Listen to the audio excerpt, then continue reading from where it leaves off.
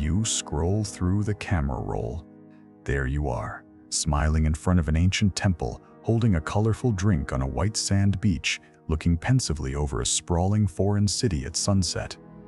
Each photo is a perfectly composed trophy, a testament to a life lived boldly.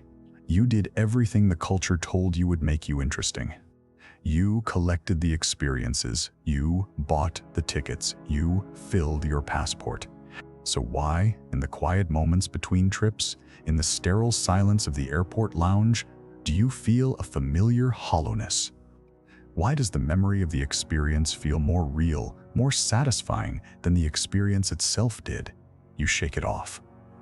You tell yourself it's just post-travel blues. You start planning the next escape. But this feeling, this gnawing sense of fraudulence is not a bug in your programming. It is a feature. It is a warning sign. You have been sold a dangerous and pervasive lie.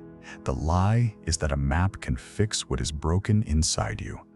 The lie is that a life's worth is measured in miles traveled, in continents ticked off a list.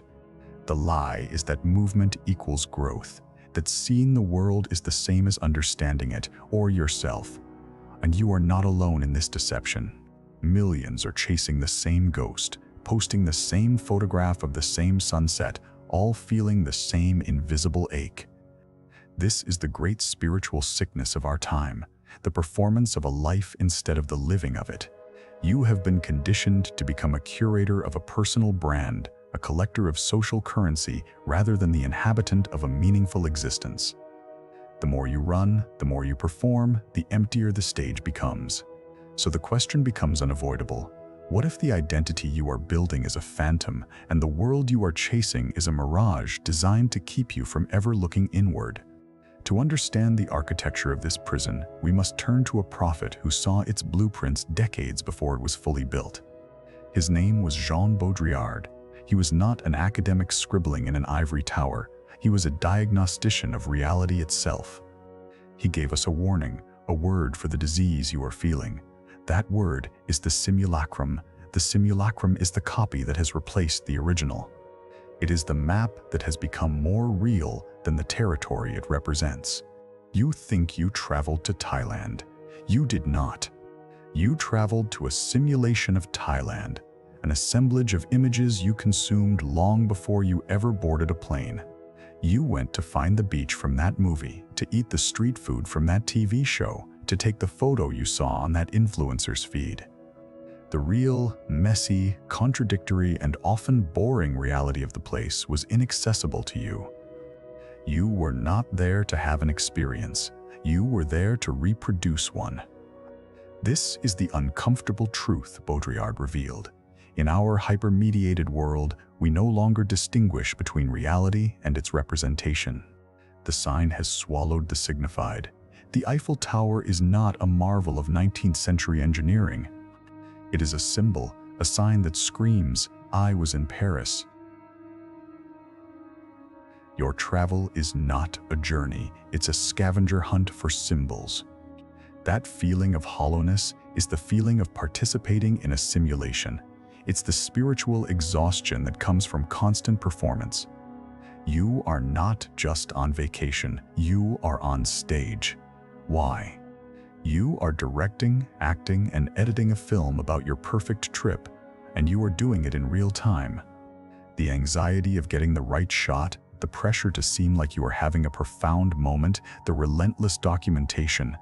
This is the work of the simulation. Let's reframe your struggle. You don't have a travel addiction, you have a reality addiction. You are addicted to the hyperreal, the polished, heightened, simulated version of life that our culture manufactures and sells.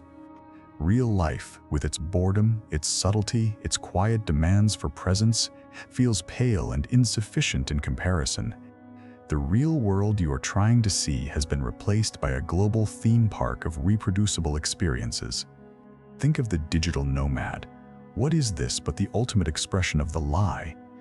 A performance of freedom and productivity against a rotating, exotic backdrop. The work is not the point. The location is not the point. The point is the fusion of the two into a marketable image, an identity that says, I have escaped the system. But it is a deeper, more insidious system, a system where your entire life, your very location on the planet, becomes content for public consumption. The entire travel industry is a machine for producing simulacra. The guided tour, the all-inclusive resort, the list of top 10 things to see before you die. They are pre-packaged narratives designed to give you the sensation of adventure without any of the risk, uncertainty, or genuine encounter that real adventure requires. They sell you a story about yourself that you can then tell to others. Because when you are inside the simulation, you are safe from the terrifying prospect of an unscripted moment. You are safe from the awkwardness of a genuine conversation with a stranger where you don't know what to say. You are safe from the feeling of being truly foreign, truly lost. The simulation provides a buffer, a screen between you and the raw, unpredictable pulse of life itself. And that buffer, that safety, is the source of your profound emptiness. You see it everywhere, not just in travel. The performance of wellness, the yoga pose for the camera, not the inner peace. The performance of love, the anniversary post for the audience, not the quiet intimacy. The performance of success, the LinkedIn update for the network, not the satisfaction of the work itself. This is the condition of modern life. Travel is simply its most glamorous and deceptive manifestation. It is the grand stage for the great performance.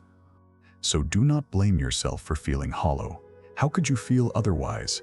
You are an actor playing the role of an interesting, worldly person.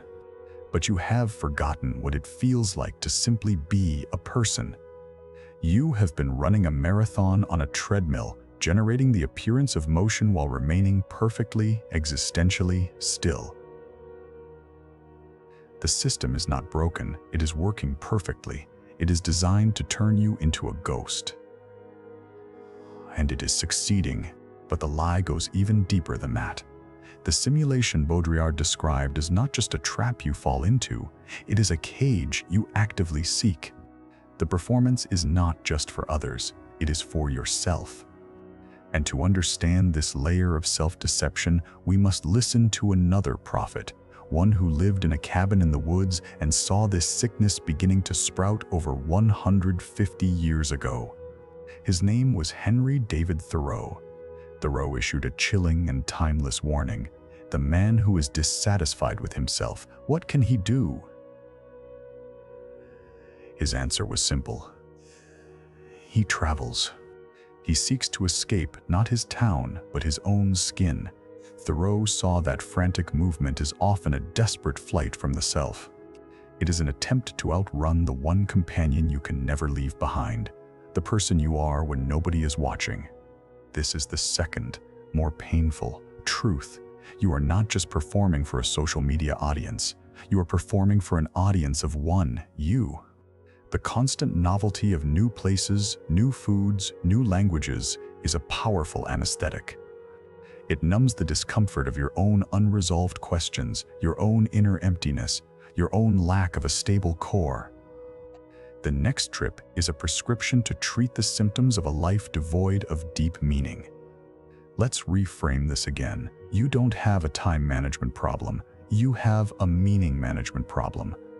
It is not a lack of time that plagues you, but a lack of anything worth your time. The structure of your life feels so thin, so meaningless, that you must constantly inject it with the thrill of the exotic. Travel becomes a substitute for a purpose. The itinerary becomes a substitute for a life plan. Because when you are in motion, you do not have to confront the silence. When you are navigating a foreign subway system, you do not have to navigate the labyrinth of your own soul. When you are busy choosing a filter for your sunset photo, you do not have to choose who you want to be. The logistical challenges of travel provide the perfect, socially acceptable excuse to avoid the existential challenges of living. Thoreau said. It is not worth the while to go round the world to count the cats in Zanzibar. He was warning you against the folly of believing that accumulating external data, trivial facts, or passport stamps could ever add up to wisdom. Wisdom is not a collection, it is a state of being. And it is a state you can only cultivate when you stop running long enough to let your roots grow down. This is why you feel so disconnected on the road, because you are not a whole person arriving in a new place. You are a fragmented self, a collection of anxieties and insecurities, hoping that the new location will magically glue you back together. But a place cannot give you a personality. A culture cannot give you character. An adventure cannot give you an identity. These are things that must be forged in the fire of self-knowledge, not collected like souvenirs. The system is engineered to fuel this escape. It creates jobs that are so soul-crushing, lives that are so regimented, and communities that are so disconnected that the 2 weeks of vacation becomes a desperate gasp for air. It sells you the disease and then sells you the temporary cure. The travel industry and the corporate machine are locked in a symbiotic dance. One makes you sick, the other sells you the medicine that guarantees you'll stay sick. So your restless wandering is not a sign of your curious and adventurous spirit. It is a symptom of your profound domestication. You are so tamed by the system, so starved of genuine life, that you must consume these hyper-real experiences to feel anything at all. The wild places you go are just extensions of the zoo. You are a tourist in the world because you have become a stranger to yourself. The painful truth is this: you are using the entire globe as a mirror. You are not looking at the world. You are desperately hoping to see a reflection of someone you'd rather be. An adventurous person, a free person, but the world can only reflect what you bring to it. And if you bring an emptiness, it will only echo that emptiness back to you in 1,000 different languages. So what do you do once you have seen through the lie? Once you understand the mechanics of the simulation and the inner emptiness that drives you towards it? How do you escape this gilded prison of perpetual motion? You do not need another ticket, another destination, another escape plan. You need an antidote. That antidote is a radical and courageous act in our age of distraction: deep dwelling. Deep dwelling is the opposite of shallow wandering. It is not about never traveling again. It is about changing the entire axis of your life, from frantic external seeking to profound internal cultivation. It is the conscious choice to inhabit your life, your community, and your own mind with the same curiosity and reverence you once reserved for exotic destinations. To be a deep dweller is to find the adventure in the ordinary. It is to explore the side streets of your own town with the eyes of a foreigner. It is to have a conversation with your neighbor that goes deeper than small talk. It is to master a craft, to read a difficult book, to learn the names of the trees on your street. It is to build a life so rich and textured that the need to escape it evaporates. Imagine a man who knows every story of his small town, every secret of the forest behind his house, every line on the face of his aging father. He has not seen the pyramids, but he understands the architecture of a human life. He has not tasted 1,000 exotic dishes, but he knows the satisfaction of a meal grown with his own hands. He seems, to the shallow wanderer, to be standing still, but in reality, he is traveling deeper than the wanderer could ever imagine. Deep dwelling is about presence over performance. It is the end of the audience. You are reading it to be changed by it. When you have a coffee with a friend, you are not there to post a picture of the latte art. You are there to connect, to listen, to be truly present with another human being. You shift your focus from documenting your life to inhabiting it. This is not a call for provincialism or a fear of the unknown. Travel can be a magnificent tool for a deep dweller, but the purpose changes. You no longer travel to find yourself, but to bring a more fully formed self into a new context. You no longer travel to consume, but to contribute. You no longer travel to escape, but to engage. You travel not as a hungry ghost, but as a grounded ambassador of your own well-tended inner world. To practice deep dwelling, you must become comfortable with the void that travel was meant to fill. You must endure the boredom.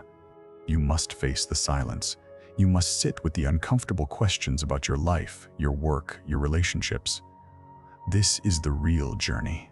It is the treacherous, unglamorous, and utterly essential pilgrimage into your own interior. There are no guidebooks for this. There are no souvenirs. The path to inner sovereignty begins with small acts of rebellion against the simulation. Leave your phone at home when you go for a walk. Start a project that has no audience but you. Ask a question you don't know the answer to. Reclaim your attention from the digital noise and reinvest it in your immediate reality. This is harder than booking a flight to Bali. It is also infinitely more rewarding. Your identity is not a collage of passport stamps. It is the story you tell yourself when you are alone. It is the values you hold when no one is testing them. It is the quality of your attention, the depth of your connections, the integrity of your own inner world. Stop trying to build a cool persona. Start trying to build a soul. The choice, now that you see the bars of the cage, is yours. The world will not save you. The system profits from your sleepwalking, from your frantic consumption of simulated experiences. It will continue to dangle the promise of the next perfect trip, the next exotic escape, the next opportunity to perform a more interesting version of you. It will always offer you a map to anywhere but here. To choose deep dwelling is to choose the difficult path. It is to choose presence over distraction, depth over breadth, authenticity over approval. It is to declare that your life is not a product to be marketed or a performance to be applauded. It is a sacred space to be inhabited. It will not win you more likes, but it will win you yourself. This is the uncomfortable truth at the heart of the matter. You were never empty because you hadn't seen enough of the world. You were empty because you hadn't seen enough of yourself. You treated the globe as a destination and your own soul as a transit lounge. The time has come to reverse the journey. Stop collecting destinations. Start cultivating presence. Stop chasing the perfect photograph. Start chasing the unscripted moment. Stop running from the person you are. Start the hard work of becoming the person you could be. This is not the end of your travels. This is the beginning of the only journey that has ever mattered. The great lie told you that freedom was a plane ticket away. The truth is that your passport was the most beautiful prison ever designed. It offered you the entire world on the condition that you never truly inhabit any of it, least of all yourself. The end of the lie is the beginning of your life. Your great voyage is not across oceans, but from the surface of your life to its very core. Begin.